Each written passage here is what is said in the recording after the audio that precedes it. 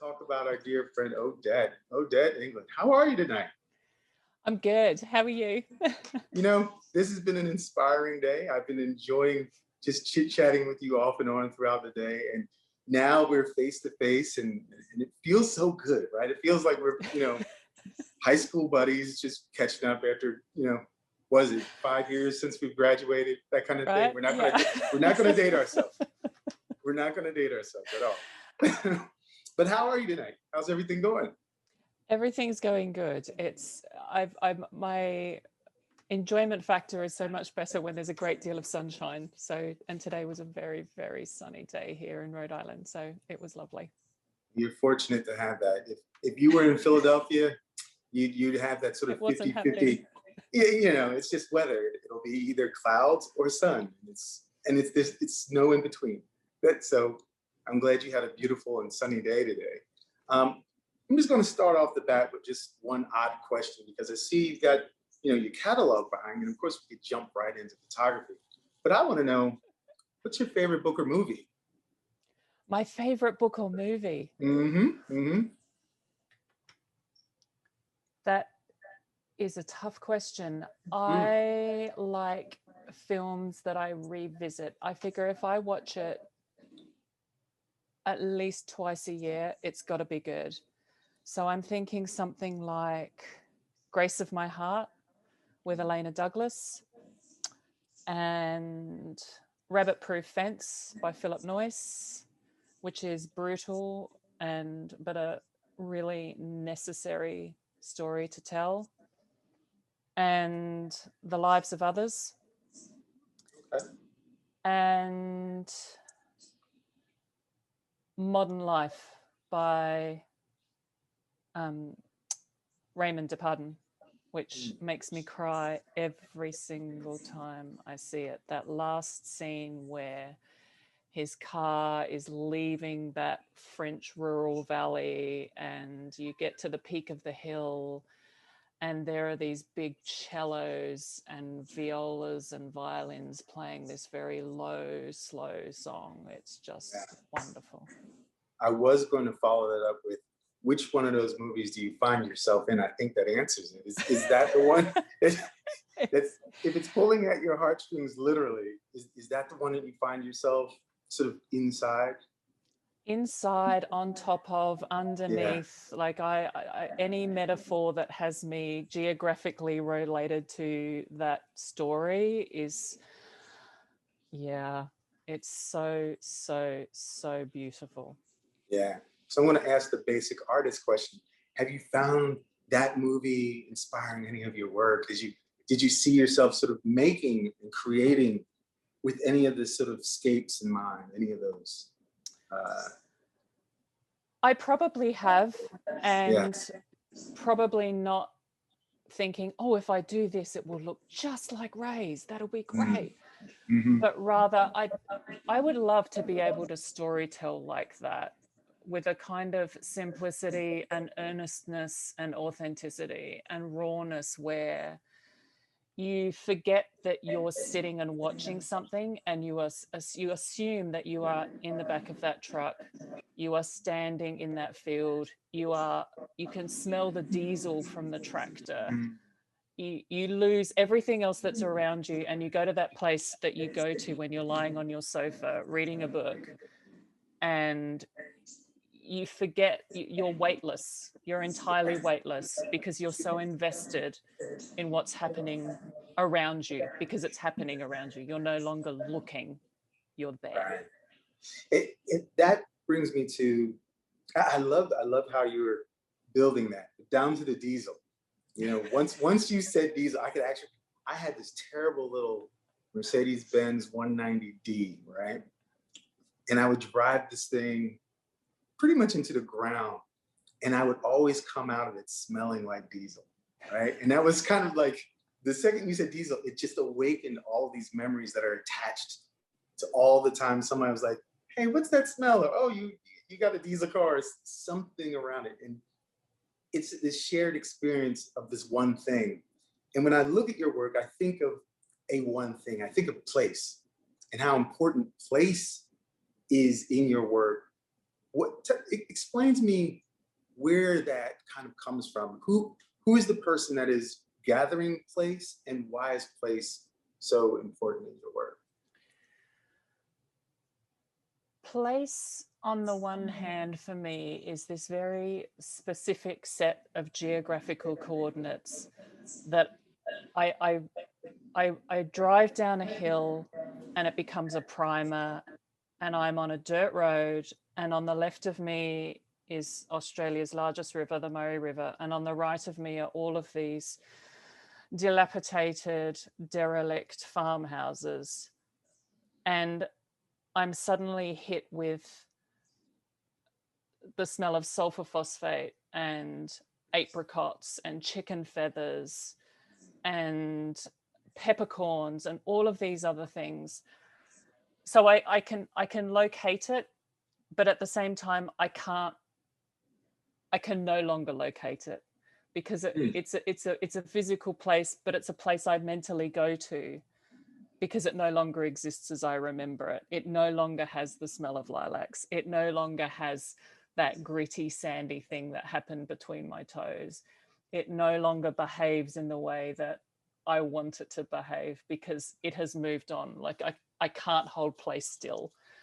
Yeah. And so as much as it's a location in a country that I'm not living in, and that I have thrown layers of nostalgia and sentiment and burdened this poor place, so heavily, it's also entirely imaginary, entirely fictional, and yet somewhere that I can't let go of. It holds a piece of me and parts of me, and lives within me in ways that it's no longer place. It's devoid of place. It becomes placelessness. Yeah, it defies definition. It's less than or more than, somewhere in there. It's just this sort of amorphous kind of unique space. And I think of that with memory. I'm trying to remember where I heard this from. Like, every time you access a memory, it degrades a little more, and then your mind is sort of tricked into thinking that you're accessing the core memory, but you're accessing the very last time you accessed it, and so on, so on. Your work does that for me. You know, I'm just in the past, hours of just trying to absorb in as much as I can, trying to remember the things that I saw on a website, right? On a computer. Right. Even this is a lie, because it's not the thing itself. And then to hear you explain it is also, it's a truth, but it doesn't attach itself to the moment that I'm accessing the work, Right. And I'm in this space of intellectual joy, because I'm like, oh my God, this is like multidimensional enjoyment of photography and how it's created and why it exists in the first place. And I know that you are very tied to your youth, but where, if you could, where would you go to create a body of work that is distinct from what you've made? And the caveat is, you have never had to have been there before. You can't name a place you've been. See, I thought of that one earlier. That's good. I like it. I like it. I'm not sure I would visit a specific named town or village or country or city. I think I would look for, I'm interested in how other farming communities exist. And I don't care where they are, but I would love to see firsthand and live firsthand in other small rural communities that live by the land, that live by their hands, that live by collaborative effort, that only know what they know from their experience of using their hands and engaging their whole selves into existing and participating as a community.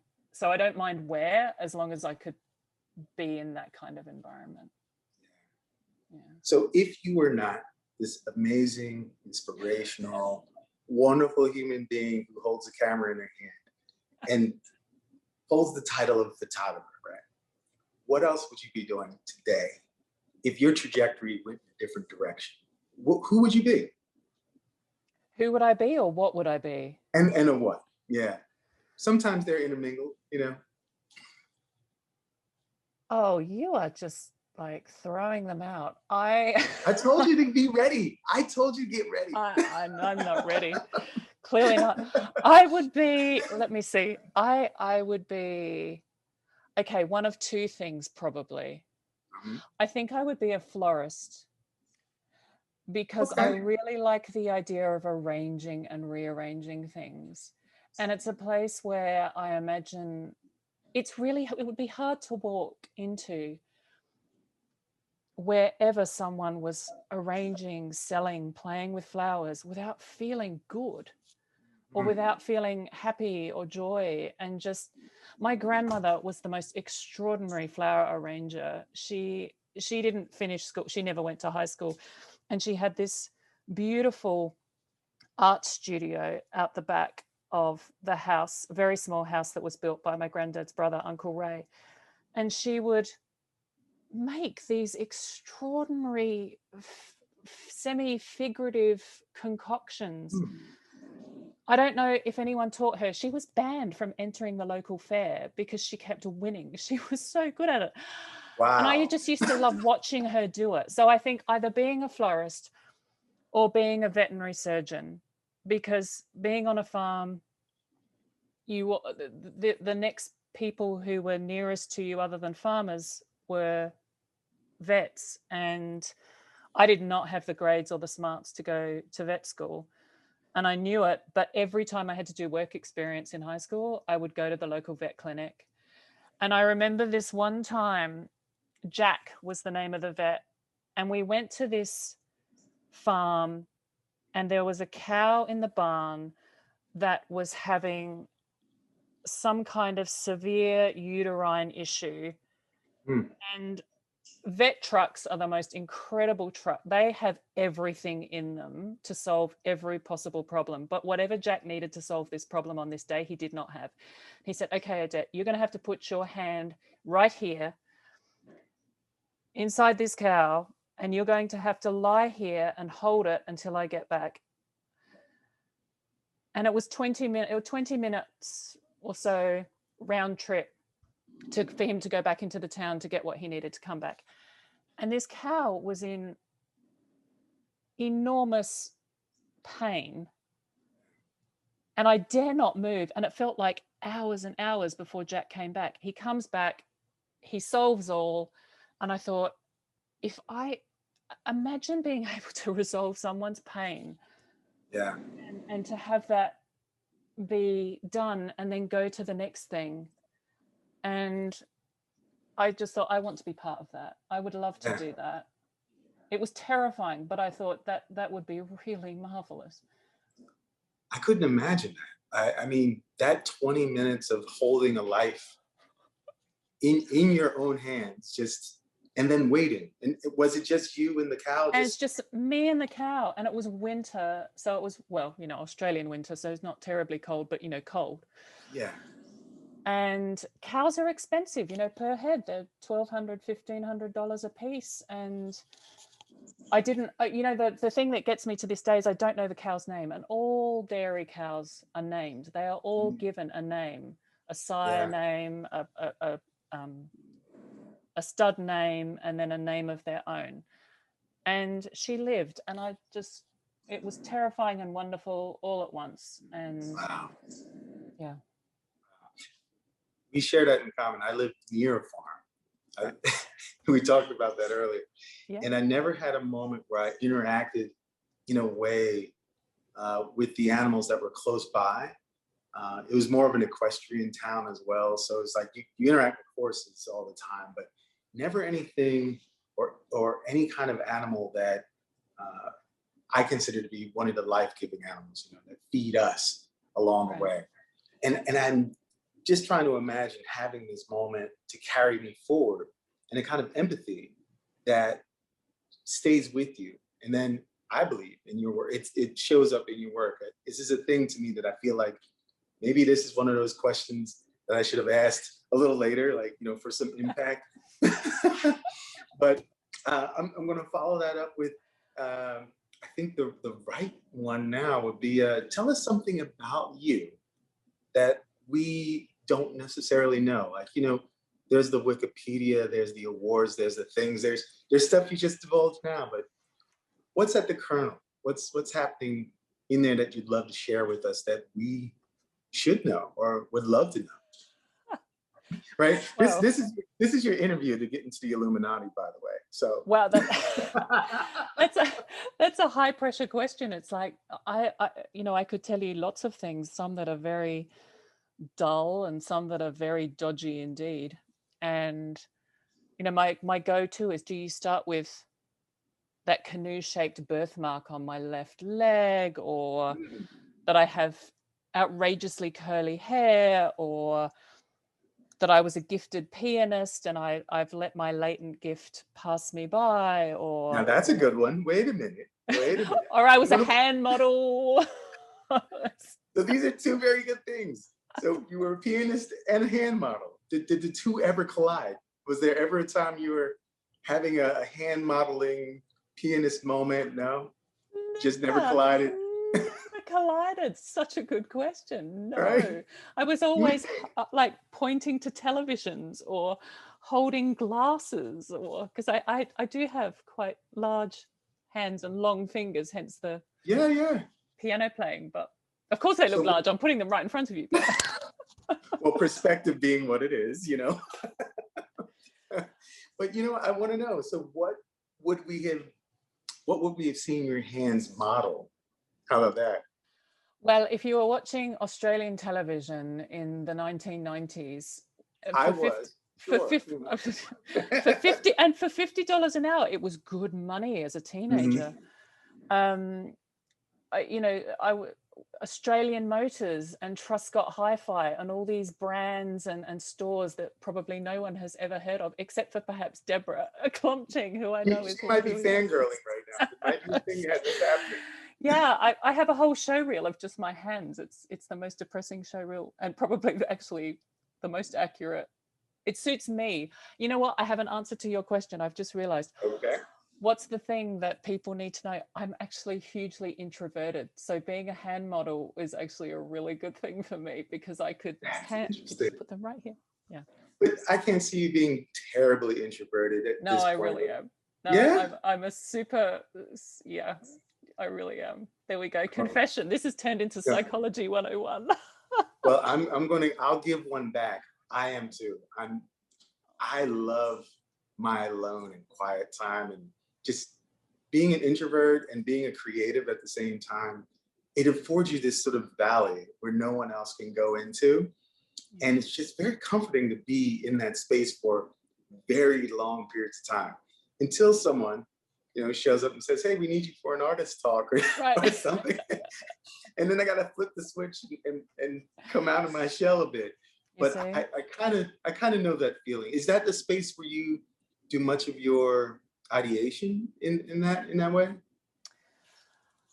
Oh, I think so. I take a lot. I mean, my best thinking usually comes when I am in a fairly small space, like in the shower or in the car. But I'm generally always by myself when that happens. But I can't make work or articulate work or participate in the act of making by myself at all. I'm too much of a collaborative soul for that. And I rue the day that I would have to work alone, because art, if nothing else, should be about participation with other people and generosity and experience with others. So as much as I enjoy and need that time, I also get to a point of going, no, now where are people? I feel you there. I have to work in a space that involves people, and I want to give one last just question, or allow for you to kind of like go into something, because I really want everyone to see your work. But I want to get back to something we talked about earlier. And if you could share that same story about when you were a painter and in the studio, could you just share it just so people could kind of, because that was such a great story. I just want people to hear it, and then we'll go into showing your work. I can. So I was trying to think about how did I learn photography? Or how did I learn photography? And I didn't necessarily, there were things I learned from photography at school, of course. But one of the ways that I learned it was really by learning to look and be patient in the act of looking. So my undergrad was in painting, and our painting class was 3 days a week, Monday, Wednesday, Friday, 9 till 4. So it was long studio days. And there were 9 of us in my first year class, and we all come in, and Monday and Wednesday went well, and we're all feeling good. And on Friday, we all come in, we're all sitting down. We've got this 2,000 square foot studio, 9 of us to share of it. We find our spaces, and Peter, the professor, walks in, and he stands in the middle like he does. And we're all waiting eagerly. And he says, right, every Friday, this is what you're going to do. And he calls to the studio technician, and the studio technician brings all of us a canvas, puts it on our easel in front of us. And we get a little bit more excited, and they're all primed. And he says, okay, from 9 till 4, you are going to look at your canvas, and you're going to look at your tools. You're going to look at your brushes and your palette knives and your rabbit skin glue and your acrylics and whatever you've got in front of you. You can't touch anything. You can't pick anything up. You can make notes.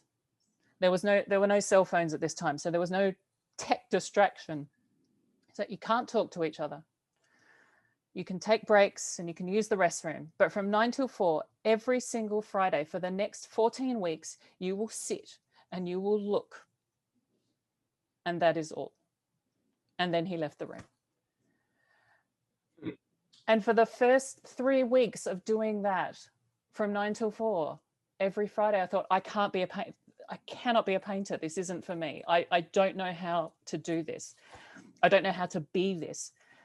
And then there was this moment of easing into and getting excited about and turning up at 8 o'clock for class on a Friday, sitting down, canvas up, notepad out, and just looking. And I started noticing the edges of the canvas and the way the light would fall across it at about 11 o'clock.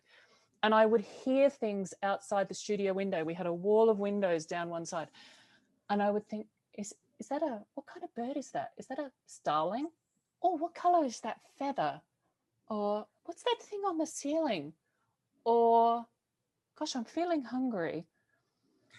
I learned to find a voice in all of the things that were around me and in front of me and on the periphery and edges of everything that I wanted to touch.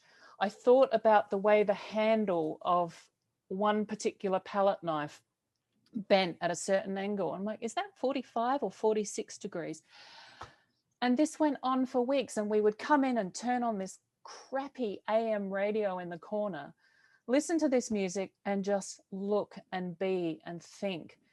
And we got to the end of the semester and I was so sad. And Peter said, listen, there are lots of things that I just can't teach you. There are lots of things that anyone cannot teach you. You have to teach yourself.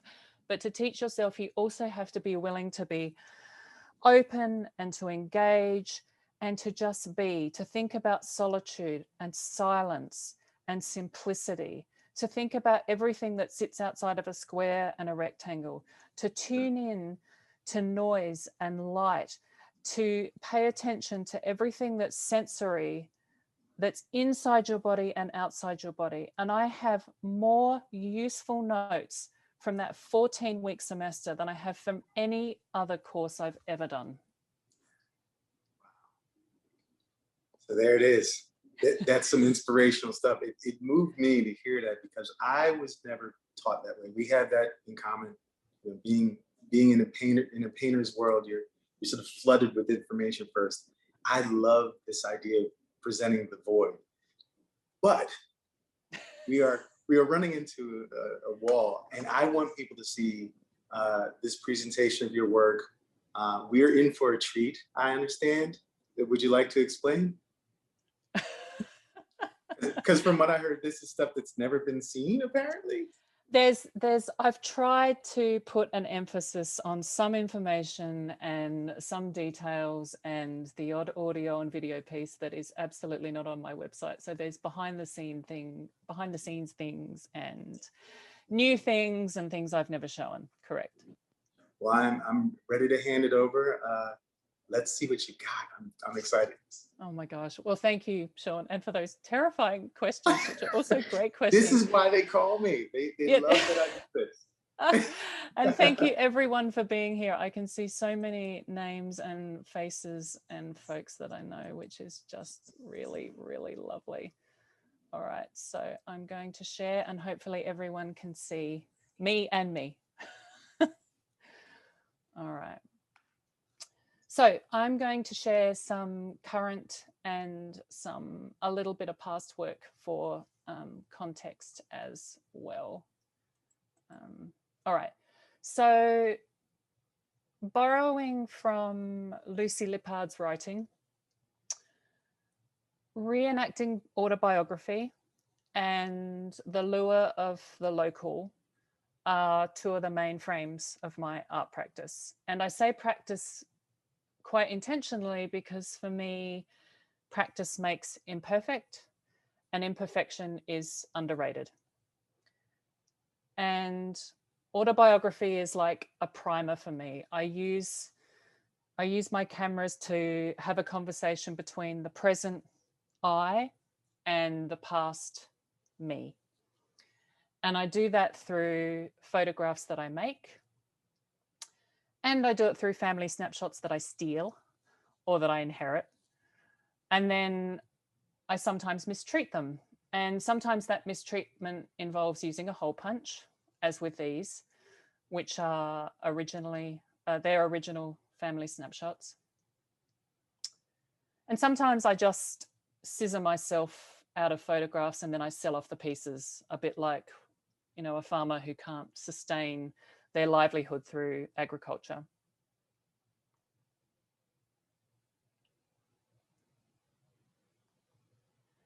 And I was recently asked, when did I first know that the forlorn or the broken or the failed image or being ruthless with prints and negatives would be part of my practice? And I think it was when I was on an artist residency in Budapest in 2008 and being overcome with a kind of feeling of stuckness. And I thought back to my painting professor, Peter, who posed this question: what's the simplest way of changing an image, not making an image or creating an image, but changing an image? And with that question, he proceeded to walk over to my canvas and he put a cloth over the top. And it seemed so basic and so trite at the time, but it was also super insightful. And so sitting there in my little studio in Hungary, I was shuffling through a bunch of family snapshots and thought, well, you know, I could hide them, I could burn them, I could shield them, I could cut, I could curl them. But most of those ideas are temporary states. And I was much more interested in how to enact a kind of permanent gesture that was humble, but also meant that I couldn't go back. A bit like that Bill Bryson quote about not being able to revisit anything meaningfully. And so I settled on cutting them, and I did it, and it felt really good and really naughty. And it was very naive and very easy, but it was also very sophisticated and problematic as a gesture. And that for me was an awakening. It was like, wow, scissors are arousing. Who knew? And since then, I've continued to be performative and rough, and often at the same time, as with this work where I sandpapered my photographs and, you know, as an act of disrupting aesthetic sharpness.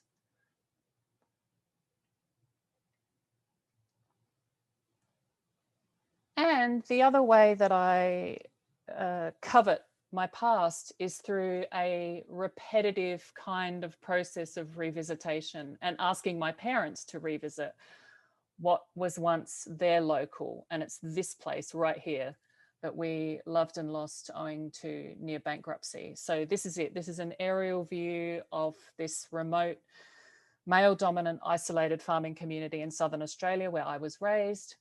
And circled in the pink there was where our property was located.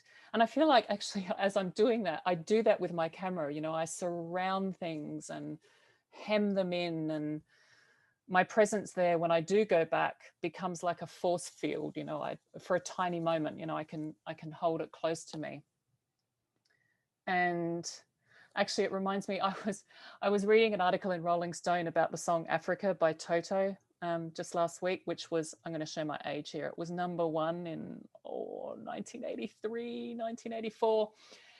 Anyway, the article was talking about how it's mostly a song about feeling homesick for nowhere, and that the singer is lost in time and place and kind of yearning for a romance that never happened in a homeland they've never seen.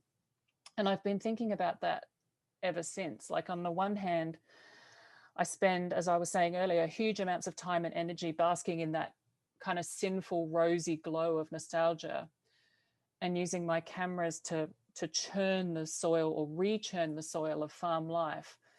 But it occurred to me at some point that to do a better job as a photographer, or a more authentic job as a photographer, I needed to start criticizing this place too. And I love being critical. Ask my husband. I love being critical. But there's complication. There's a kind of complication that already exists in my past and in my story. And I think if I realized that if I focused on seemingly simple, playful acts, that they'd release their own kind of drama. You know, a bit like a slow releasing fertilizer. So the body of work that taught me how to make tangible things like anguish and grief and memory, and how those things intertwine, was really this one, Thrice Upon a Time. It took 8 years to make. It started in 2005. I went back to this farm for the first time since leaving it. I left when I was 14. And in 2005, I made these images on film of all these places where my mum had made snapshots of me as a child. The images felt like they had a big hole or a gap in them. And so I put them in a drawer for 6 years. And it wasn't until 2011, when I was in grad school and I was living here in the US, I sort of very casually and cavalierly asked my parents if they would go back to this farm. Now, they hadn't been back in 22 years at that point. And I said, listen, would you mind going back? And could you go back once a month, every month for an entire year? Thanks. And while you're there, could you wear on the soles of your shoes these negatives that I shot back in 2005? And so the negatives became all damaged through their repetitive act of walking. And Mum would send me these trodden artifacts to me here in the US to print from. And I realized that I could make, through these kinds of performative acts, a photograph that was a site of emotional wreckage. And I really, really like negating photography's exactness and rigidity and its pristineness. And I really like making verbal pictures. I like making pictures where the creases become part of the narrative. And so that's my mum's shoes on the left and my dad's shoes on the right. My mum took these photographs and sent them to me. I didn't ask her to do this. She's just wonderful like that. And there's my dad wearing these negatives as a kind of proof. She took this on film. She felt compelled to do that. And this is how they look after an hour or so of walking. And then Mum spends another hour or two, using tweezers to extract these objects from the shoes. And she puts all these shards and slivers into these envelopes. And this is just one of the many envelopes that she sends to me here in the US, and she draws these little like patterns of the tread on them, and she numbers the envelopes and says, Mum number 2, right foot. And then she tells me Dad had trod on a snail on one negative, and I still have the negatives just here off to my left, and the little snail shell is still there. So I really like that her words became the title for these. So this is Dad number 3, right foot. And I like this one because it shows what was my dad's bull pen, but the silhouette kind of looks like a little horned bull kind of looking up to the sky. And this is Mum number 14, right foot. And because Mum's foot is smaller and her tread is lighter, the damage is less. And then while Mum and Dad were there, I asked them if they would make video stories about photographs not taken. So this is from 2011, this idea of making a piece about snapshots that don't exist. And curiously, they all reflect me being a very bad daughter and sister indeed. So I'm going to play this one for you. It's very lush and green here at the moment. One of the stories when Odette was little, Odette and Bjorn wandered down this road which leads up to the house, and she decided that she was going to give Bjorn a haircut, and she accidentally cut off the top of his ear. And both of them raced up to the house, and the blood was streaming down Bjorn's face, and we couldn't work out at the time what was wrong. And then Odette confessed that she had accidentally cut his ear off whilst trying to trim his hair. And she'll probably remember, but it was right underneath these trees here. And he survived. I think there's still a little dip in one of his ears. I can't remember which one it was, but it was quite a mess at the time. So I have a bunch of those, and that's the first time anyone is seeing any of those. Whoops, right.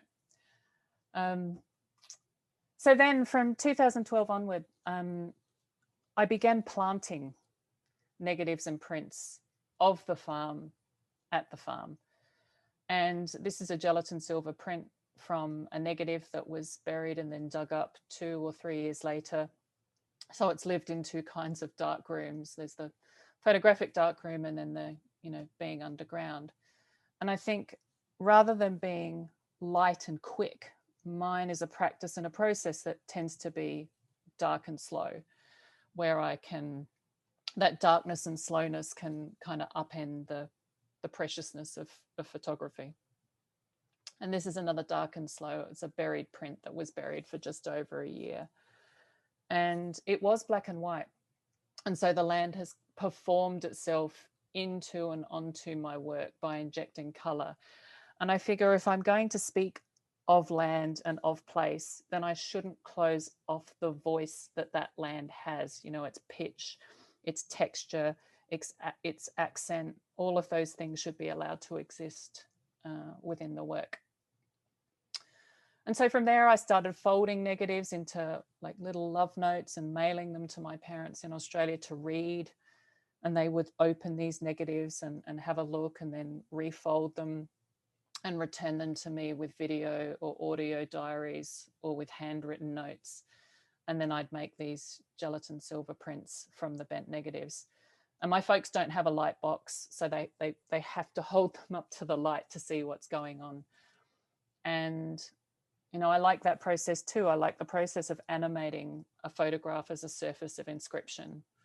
That phrase, surface of inscription, that's not mine. That's Nicholas Molnar's beautiful writing in his book, Lacuna Park.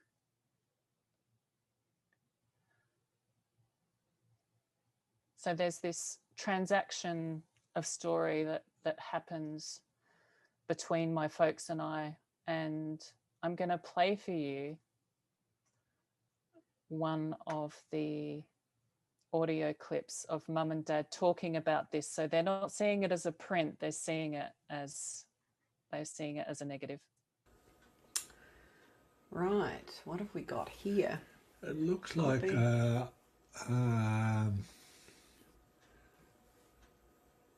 nowhere we know. somewhere. It looks like out in scrub, or not scrub, more so the old pines. Yeah, they do look like pines, don't they? Yes. There's some sort of fence post to the right of the tall tree. A number of trees, very sparse landscape. Yeah, I don't know. It could be near Murray Bridge somewhere, but it could be anywhere really. Looks like a further out in the drier country. Out past the chicken sheds in Murray Bridge? Way out. Oh, way out. It's very dry country. I wonder if this in the foreground is a road of some kind, the dark patch Can't there. see that. No. Still seems to be in the negatives, cracks across it. And lots of broken down fences Yeah. in the background there. More trees on the horizon. Obviously the water, the rainfall is... That's what I say, it's very Yes. dry, drought. Yes. Or could it be in a bushfire zone? No, it doesn't No. look like that to me. No? Okay, no, because if it was, As it these was, would all be those burnt. sticks would be all burnt. Yeah, They would, yes. Yeah, the grass is very low. very sparse. Yeah, very sparse. What I like about that was the start where Mum says, nowhere we know. And my folks couldn't know this land or this place any better than anyone I know. But there was something about that reduction of looking at something so terribly small and it being reversed and them trying to talk through it. And then more recently, that kind of extrapolation of story and surface has led to this work in the black, in the red. And I read a lot, and oftentimes there'll be a quote or a poem or a piece of prose that will really stay with me. And this is a really good example from Ocean Vuong's Night Sky with Exit Wounds. The most beautiful part of your body is wherever your mother's shadow falls. Here's the house with childhood, whittled down to a single red tripwire. And it made me think about mothering. It made me think about the color red, past and present shadows, booby traps. And so I started bending negatives of land that we used to own. And I made all of these photographs. And then I was trying to match the bends to the boundaries as shown on Google Maps. So there was this translation of two types of 2D surfaces that represent a 3D surface, the 3D surface being land. And I made 50 or 60 of these, and I mailed them all bent to Mum, and I asked her if she would repair our past by sewing them back together. Because when you bend them, they crack fairly easily. And so Mum follows the marks, but she's also making her own decisions. She's taking ownership of my negs. But most importantly, at least for me, she's taking ownership of land that she has a different kind of relationship to now, and certainly different to my dad's. Her role at the farm was like most rural wives, which was cooking and cleaning and looking after children and sewing. And now she gets to put her mark on land that she no longer owns, which legally, again, like most rural wives, never did anyway, because the farm is usually in the man's name. And so, you know, my mum's an incredible sewer, and she took this photograph and she left all these beautiful long tendrils coming out of the negative. And that phrase, in the black, in the red, is an idiom for making a loss versus making a profit. And my parents used this phrase all the time. And the longer we lived at the farm, the more they were in the red. And so the language of farming and the language of land, certainly where I grew up, was typically very masculine. And so I like that it's my mum's hands and my hands as the primary drivers of this work, where the white lines that you see there, they're my mum's sewing. and they look like these, you know, tractor marks. And then I've over sewed the prints. These are 20 by 24 inch gelatin silver prints, and then I've over sewed them with the same red thread, and the threads expand out of the frame, so there's this knottiness of storytelling that I'm interested in. And I feel like all stories have knots in them too. And I grew up with a sewing machine in my bedroom, which was not unusual also for farmers' daughters to have, because there was an expectation that this was a necessary skill and that I would need to sew for my rural husband. And it was one of those fully manual things with a pedal, and that you would lift the lid on, and, you know, up this machine would come. So there's lots of repetitive hands-on gestures in my work. And I was saying to Shawn earlier today, you know, that the act of looking it's so dynamic. So I feel like my prints and my work should be like that too, certainly more active than passive. And I love the idea of these threads kind of expanding out of the rectangles. They kind of, there's this lovely ooziness and looseness, which I think all photographs have. So on to some very recent work. Dairy Character is a book that's coming out this fall with St. Lucie Books. And on the farm, you know, men and women had very specific spheres of work, both on and off the farm, actually, owing mostly to their different relationships to livestock and to property. And from childhood, I absolutely understood men did the work and loved their land, and women supported the men's work and loved their men. But regardless of that, women were required to step up and expected to know and honor and do male labor, while relegated to performing female in the home. And looking at through my snapshot collection, I call it my parents' snapshot collection, I was given a broom to play with, like right here, as a toy, as entertainment, as fun. But really it was about learning to sweep paths and learning to be tidy and to maintain and to do this kind of reproductive labor. But I was so much more interested in this. Like, I was much more interested in turning a broom into a horse and running full pelt across the lawn at my younger brother playing this game of charge. You know, that was so much more interesting to me. And I found myself wanting to tell the story of what it was like to grow up girl in a rural farming community where you were surrounded, like this snapshot shows, that's me with the little red hat, surrounded by 5 men, all farmers, and my mum made this photograph. And it's very typical of what that life was like. I was looking up literally to the men. I mean, I was short, but I was also looking up as a kind of respect and devotion to the dominant male.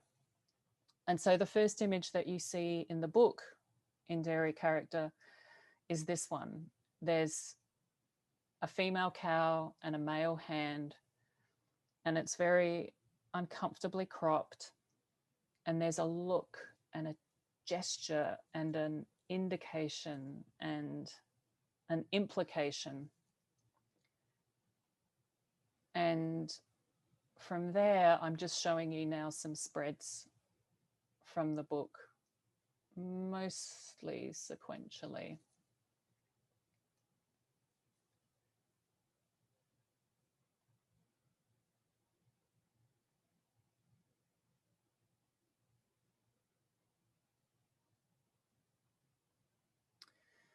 And throughout the book, there are these black and white, very poor quality archival images like the one on the left, and they all come from this special cow book that's given to all registered dairy farmers. It's called a Confirmation Assessment Manual.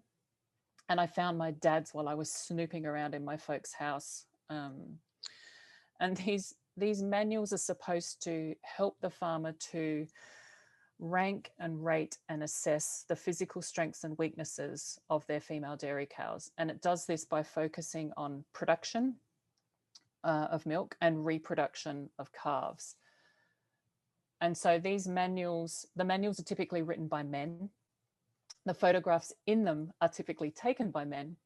And flicking through my dad's old manual, I noticed how sexist and derogatory and demeaning the language was, and how crass and unflattering and invasive the photographs were. There's lots of teats and udders and vaginas and rumps at very close quarters. And this production reproduction cycle also relates to photography. And I became obsessed with the subtext of language that's used by farmers that hails from these manuals, and was trying to think about how that translates outward, and how farmers, certainly in the community I grew up in at least, use that language for speaking to and for and of rural females.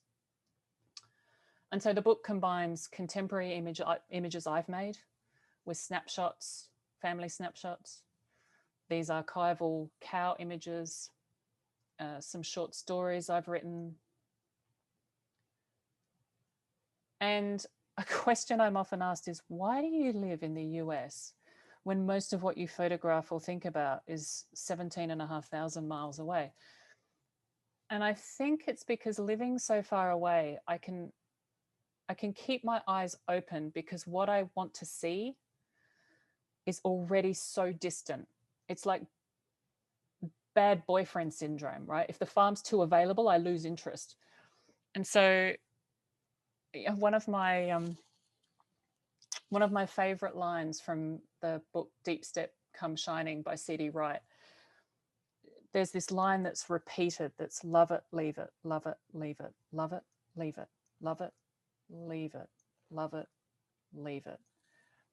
And it's this repetitiveness and the staccato of that I think about in trying to answer that question, and also in thinking about this work of what it means to love it and leave it. And there's also an undertow of color throughout the book, because as a kid, I desperately wanted a pink room, and I was told that pink was not a dairy farming color unless we were talking about udders or teats. So there are ways in which color becomes its own subject in the book. And I think most of it is just an acknowledgement of desperately wanting to find a kind of femaleness in this place that I love to this day. But, you know, my understanding of what femaleness was colored by what men told me it was. And so a lot of the images are kind of tinted metaphorically, at least with that complication. And there was a really good reason I wanted to revisit this image. Oh, my daughter plays this is my daughter. She plays the character throughout the book of the young female growing up in this community. And I've been photographing her for 5 years for this project, before I even knew it was a project. And I wanted to make her monumental, like a sunflower growing up to the sun. And I wish I could take credit for that, but that phrase comes from my dear friend and colleague, Justin Kimball. Of just thinking about having the head up and tending toward the light. And it wasn't until I was nearing the end of the book that Mark Alice Durant, who is publishing the book with St. Lucie Books, very kindly reminded me of the work of Alexander Rodchenko's Young Pioneers series from the 1930s, where the youth were portrayed as being monumental and heroic. And also that the film Earth from 1930 by the Ukrainian director Alexander Dovchenko, it's a silent film about a farming community talking about who gets to own and control land. And there's lots of these beautiful angles and these different degrees of absorbing what's in front of us. But I also look to contemporary references too. This is a still from The Detectorists. It's a British TV series. And one of the many things I loved about this series and was instrumental to informing how I came at Dairy Characters, a book, was the emotional awkwardness of these characters, and how a story can seem so small and yet so immense at the same time. And also how some images just require patience.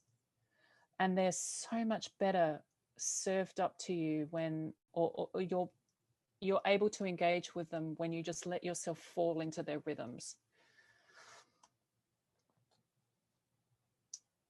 So there's also physical humor in the book, and sometimes that physical humor feels not quite sinister, but certainly uncomfortable.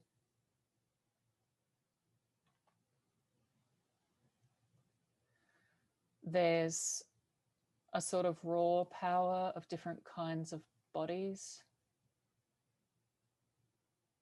There's tenderness, biological life cycles, a lot of attention to light and burning suns, and like the leaving of an after image. And then I'm going to finish by just showing some work that I started making toward the end of making this book, Dairy Character. My daughter came home from school and asked me what a lisp is. And I was almost instantaneously transported back to childhood and having a very severe lateral S lisp. And in Dairy Character, I write about a tongue twister that my parents used to say and that my daughter and I love to say, which is, the summer setting sun is really something to see. And as a kid, I would have had enormous difficulty wrapping my mouth around that. And so I wanted to start a project thinking about how do we use photography to visualize the limits of speech and language and memory? The challenges of just photographing sound or scent. You know, we were talking earlier about the scent of things. And how speech impediments are kind of written into story. And I came across this poem by Sam Sachs. This is just the start of the poem, which is just beautiful. There are more S's in possession than I remembered. My name hinges on the S, is serpentine, has sibilance, is simple, six-lettered, a symbol different from its sign. Sound shapes how we think about objects.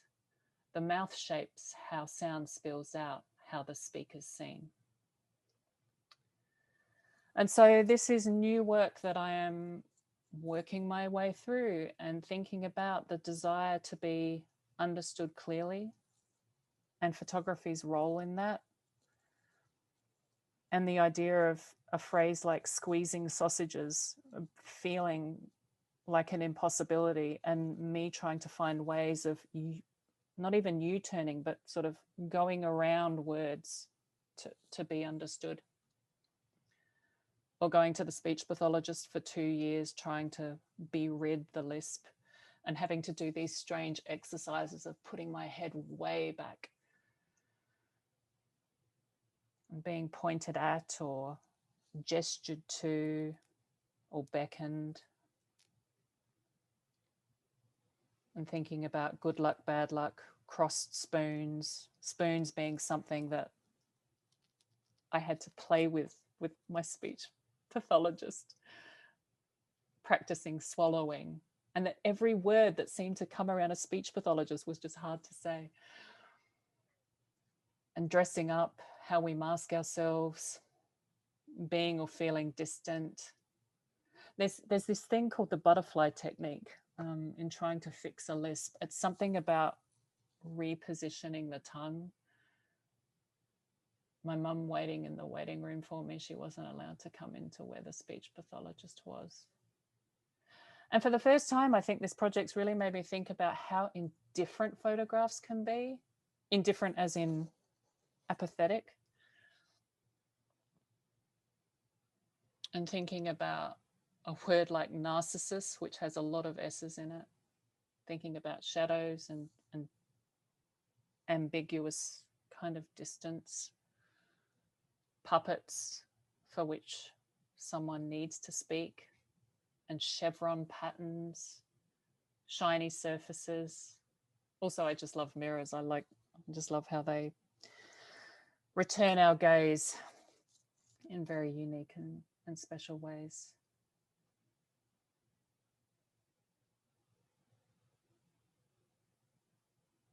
And being or feeling exposed, and a sense that patterns and textures were very intimidating or confusing to me, at least, as words to try and articulate. And balloons. And that is all. Thank you. Wow. I'm blown away, and thank you so much for this thoughtful presentation of your work. And I guess we should given the time, we should dive into some questions. Let's dig on in. I think there are some in the chat. Let's see. Oh, yes, I see. Gina, hearing your parents' voices and knowing about your process is so beautiful and emotional. That's nice. Thank you, Gina. Do you share this when you show the work in a gallery? I have never, I talk about the process and I talk about my parents' involvement, but I have never shown those audio or video clips. And process to me, it's in the work and it's part of the work. And I really like sharing that. I know that there's a sense that sometimes opening oneself up and addressing questions of how things were done or how things transpired, people often hold that near and dear. And I love sharing that because it's such a critical part of it. I have to say it was a beautiful sort of sentiment to hear their thoughts, and for me now, this is their living testimony to the land and to you and to your process and what was born of all the things that occurred in this space and in that time. So right. Their voices on this just added to it and made it so emotional, and it's just so rich. I mean, it's already rich, but it's even richer because of it. Yeah, it's hard listening to them. I so desperately want to go and see them. No, I'm sure it is. We have a couple more questions there. Yeah, let's have a look. Hi, Swanee. Odette, can you share the design process in your bookmaking, solo or collaborative? A very good and important and necessary question to address. Every time I make a book, it is collaborative. Every time I make work, it's collaborative. The bookmaking process for me begins with sharing many more images that will ever go into the book with my dear friend and designer, Cara Buzzell, who lives here in Providence. We met 10 years ago, and I trust her voice and her instincts and the generosity of her questions. They're like a child's questions, and I mean that as an enormous compliment, because she'll find the question about work that I would never ever think of, it's right there. It's like finding the cheese in the fridge when it's right in front of you. And she places these questions front and center. And so I give her, 300 images, and we will sort through them together. We will start placing them next to one another. It's not a case of, I know exactly what images will go into the book. I don't know which images will sit next to one another. Usually I'm still shooting while we're going through this process. And it becomes a proper conversation through images and through instinct and through the wishes and preferences of what we are looking for, but what the images will tell us they're going to do and how they're going to behave. And that process goes on, at least in this case, went for 14 or 15 months. And it's spirited and fun and revolves entirely around play. I have just over here to the right, 30 or 40 copies of every single image that's in the book, and then another 200 that are not in the book, all at different sizes, color, black and white, ripped in half, collaged, taped, back to front, in all different modes. And we will just, sometimes we'll just scatter them across the table, like we've just given up playing poker at midnight, and we just throw them. And then you go, oh, look at that.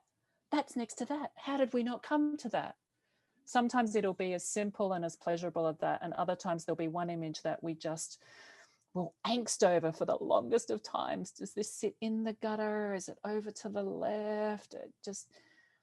It's a working through. It is an engagement. It's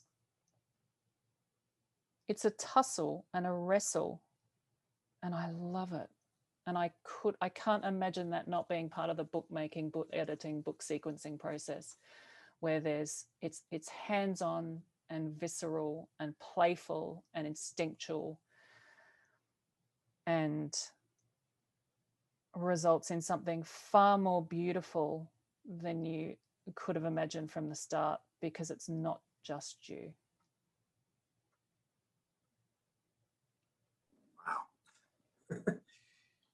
Wow. I'm moved.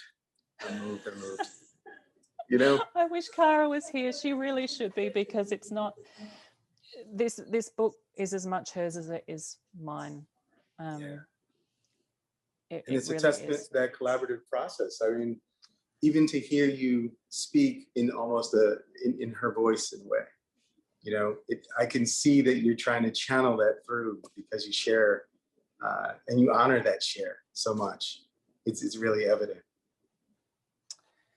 Yeah, she's a very, very special individual, and any collaborative work, you know, even working with my very dear friend and peer Jennifer Garza-Quinn on the book we have coming out with Radius in June, it's been all about, it's a communal thing. It's where, like, we're all in, and we're all getting muddy and filthy, and then we all wash each other off at the end of the day, and then we all go, right, let's jelly wrestle again tomorrow.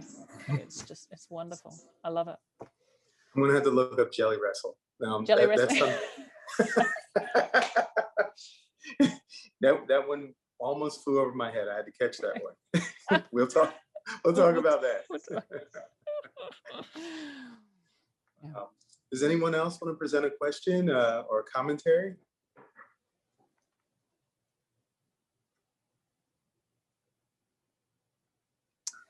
Oh, yes, I am indeed. Thank you for that question. I am indeed teaching a workshop at the LACP very soon. It starts later this month, and it's called Playing with Pictures. And I was thinking about this before joining the call, which was, play has been stripped away from the way in which we work. And I can't imagine working without play.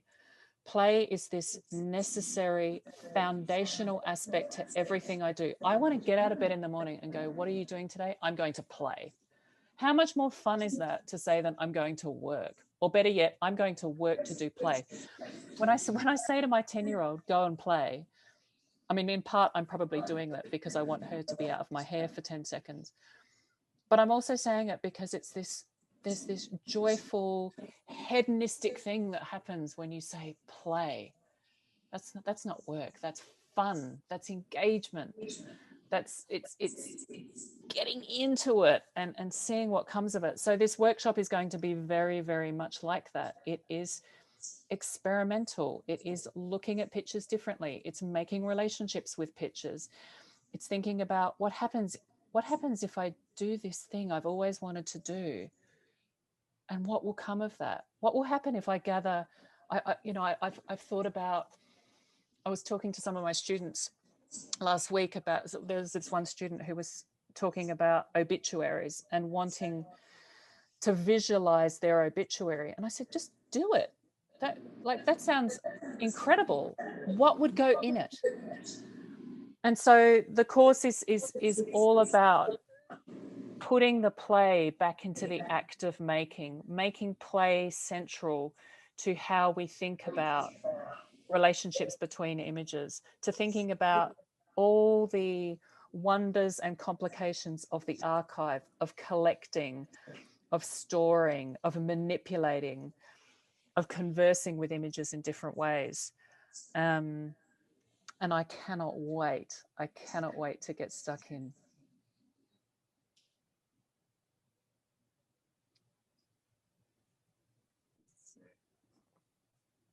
have time for a few more questions if anybody feels like they want to step up and ask away.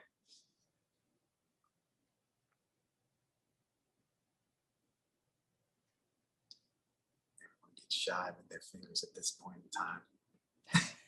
It's getting a little later. Well, I guess I can hand it, let's see, looking.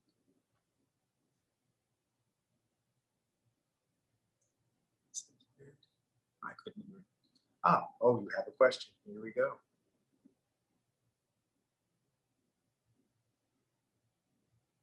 I love this. My 84-year-old mother lost her home my father built. That's incredibly sad.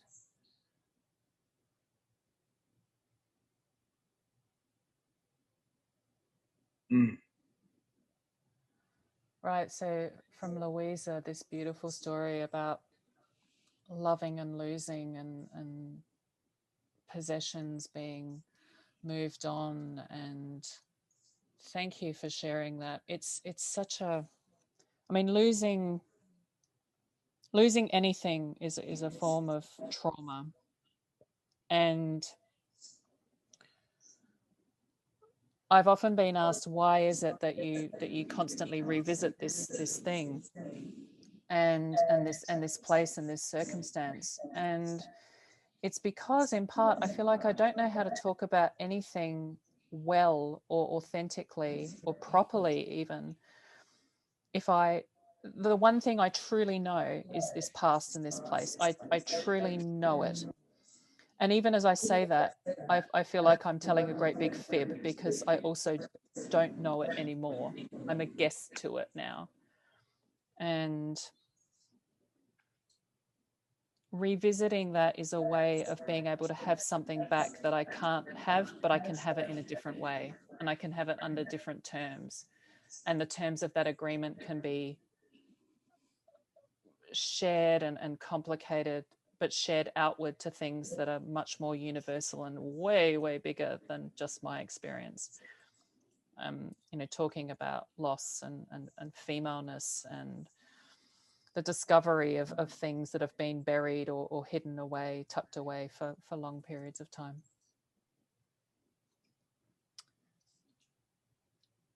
I'm looking for, I'm looking for it in the chat. There's the favorite movie one. You missed the title.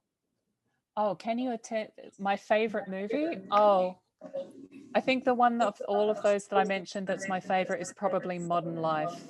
And it's Raymond Depardieu's film of 2010.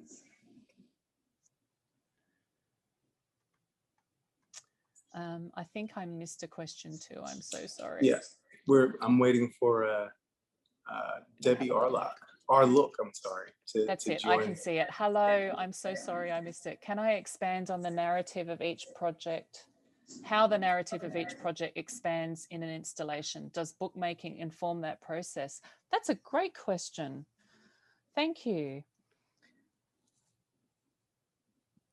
Bookmaking, sequencing of images often informs how the work might exist in an installation or in an exhibition.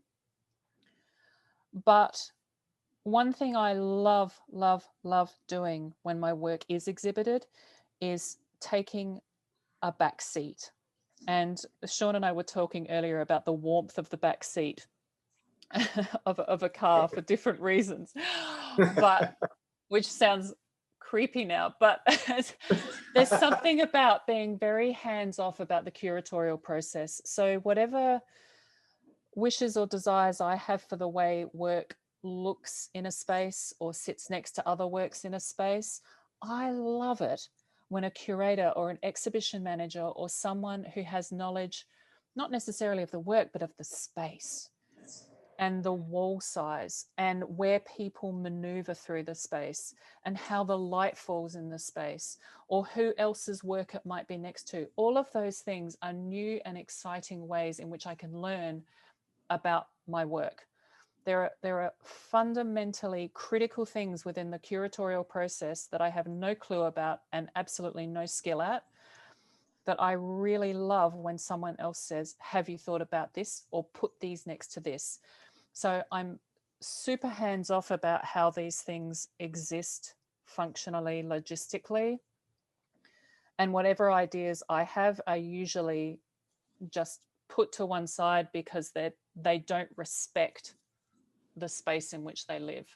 So it does inform it to a degree. And I do think about relationships, but the way images live in a book is such a personal, individual, deep breathing kind of object, space, human relationship that is so different to how images function outside of that, that I'm very happy for it to be turned upside down and inside out when it lives somewhere else. But thank you for asking that question, because it's a really, really great question.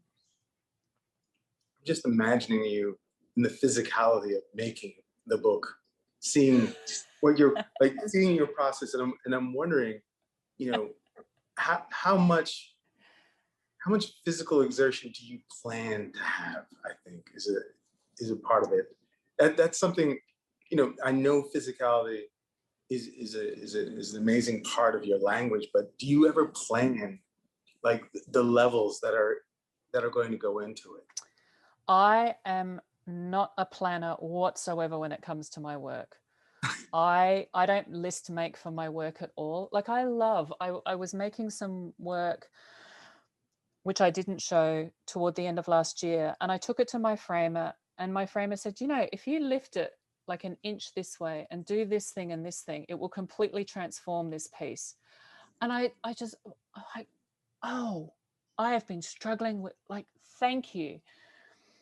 And working with LTI Lightside, the lab that I use in New York for producing a lot of my prints that I can't do here in my darkroom in front of me, they'll suggest these wonderful things, and they'll manipulate threads, and they'll say, hey, have you thought about this? And I'm super physical with my work in my track pants, and I really get into it, and I throw on loud music, and I this space is very neat because I've tidied it all up because I'm aware it's behind me today. But usually it's a complete and utter frenzied mess, and I love that. But I don't plan it. I come at it as if it's play. It's time to have fun. What happens if I throw that ash and do that? Oh, well, not only does it make a really big mess, but I'm going to have to clean it up. But oh, the way it's stuck there is really great. Right, take a picture of that, because I can't visualize my work unless I photograph it. So I have photographs of photographs of photographs. And I love that. Share that. I can't. I have to, if I'm seeing something, I'm trying to plot out anything, I have to photograph it, and then I have to live with it. It has to live on my walls. It has to live in my spaces. I have photographs on the fridge. I have photographs under the table. My daughter has photographs under her bed. They're all over the house. They have to be part of my life. And I'm so, I step on them. The whole idea of stepping on negatives didn't, magically appear from the heavens. Well, it sort of did. It came because I hadn't washed my hair for 3 days. I hadn't cleaned the house. And I was so lax in putting my negatives away in 2011, being in grad school and worrying about sort of leaking all the time because I was breastfeeding. And my one negative fell out of my folder I was holding onto the floor. I stepped on it with my slipper, and I didn't notice it until 3 or 4 days later, when my daughter was picking at my slipper and found this negative, and I went, oh.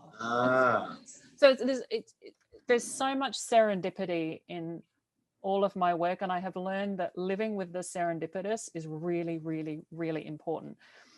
Because failure, accidents, all of those things inject themselves into my work, but I have to be ready to see it, and I have to be ready to engage with it. There's probably all these things that pass me by because I'm not paying attention. And looking is such a privilege, and paying attention is such a privilege, that the more that I can invest myself in that kind of practice, which has to be unrehearsed, and I can't plan for that, the more proper to me the work feels. Yeah. And if I have to extrapolate it when I'm explaining it to my parents or to my farmer friends, then clearly I'm missing the mark. I never want to alienate anyone from that, and hence why physicality and accidents and things going awry and being broken and failed is so critical. Yeah. That falls into our conversation this afternoon, where you were talking about how process and not talking about the self is centered in your practice. And I felt it, I understood it, but to hear it flush out a little bit more makes so much more sense. And then to know that it came, from a serendipitous moment is actually like, it's more endearing to me, because the thing about us photographers is that we are, for the most part, perfectionists. We strive for, well, we're taught in a way to achieve perfection. And I think, the best work comes from these happy accidents that happen. Like I became known for silhouettes because I didn't know what I was doing with the exposure triangle. So it was just like, I was just kind of like having fun with a camera, and then one day it worked, but then it became a process for me to make silhouettes where light didn't exist for a silhouette to be made. So Right.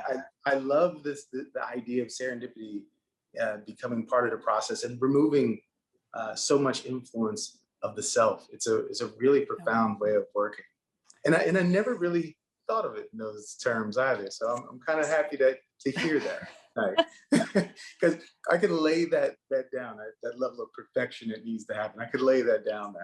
Right. You see, it's just there's what, because once you learn something, or once you technically perfect something, you can't unlearn it. And I would so much rather be unlearned. I don't want to learn how to do things right, whatever the right way is. I'd much rather either figure it out on my own, because that's what farming life was like. You didn't have a manual to go to, except for these cow manuals. You didn't have oftentimes a television. There was no shops, no cinemas, no taxis. Like there was no point of reference except for your ingenuity and your patience and your willingness to get the job done, and to be innovative and go, well, if I take this piece of rope and this piece of baling twine and this piece of steel and a few shards of corn, I can probably construct something that's going to look a bit like a rocket. Like, it just, you work to the hand and with what you had. And that's so much more interesting and empowering for me. And especially, you don't need fancy things to make, and you don't need to know how to do everything with a level of technical excellence to make something excellent, I don't think. We had that conversation too, but I'm going to reserve that for later, that excellence thing. You know how I feel about excellence. Okay, it's 9:29. This has been a phenomenal conversation. Does anyone else want to sneak one in before we hand it over to the wonderful people at LACP? Does anyone else have a question? One last one doozy. Can anyone do it? Who knows? Well, there we go. All right, folks. Thank you so much for being here. Odette and Shawn, thank you so much for your time and providing this wonderful insight into your work and your process. And it was just, I can only speak for myself, but it was a real treat to be here for this. And I'm sure that everyone else can probably say the same. And we're looking forward to having you for our class. That's going to be real fun.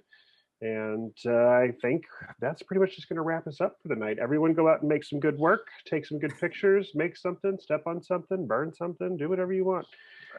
Don't get in trouble. Don't go to jail. Other than that, we will see you next time. I hope you all can join us on Saturday morning for our next webinar, and we will see you down the road. Thanks, everybody.